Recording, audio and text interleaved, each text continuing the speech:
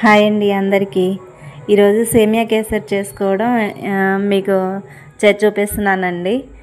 ముందుగా బాండీ తీసుకొని అందులోకి జీడిపప్పు కిస్మిస్లు తయారు చేసుకోవాలండి. కొంచెం దోరగా వేయించుకొని పక్కన పెట్టుకోవాలి. తర్వాత సేమియా తీసుకొని వాటిని కూడా దోరగా వేయించుకొని పక్కన పెట్టుకోవాలి. పక్కన పెట్టుకున్న తర్వాత ఒక కప్పు తీసుకోవాలి. మళ్ళీ వాటర్ కూడా అదే కప్పుతో 2 కప్పులు వాటర్ తీసుకొని బాగా మరిగించాలి. ఒక 5 మినిట్స్ అలా మరిగించిన తర్వాత సేమియా ఏదైతే వేయించి పక్కన పెట్టుకున్నామో అది వేయాలి. అందులో మరిగే నీటిలో సేమియా వేయాలి.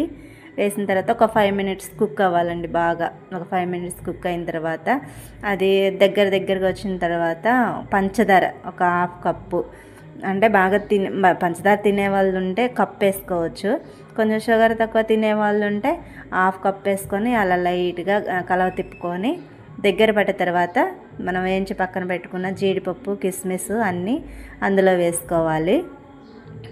కొంచెం ఒక 5 మినిట్స్ అలా మగ్గిన తర్వాత పంచదార వేసినాం కదా, ఆ వాటర్ కొంచెం తగ్గిపోతుంది. కొంచెం చిక్కపడ్డ తర్వాత తీసి పక్కన పెట్టుకోవటమేనండి. అంతే, సింపుల్ రెసిపీ అండి.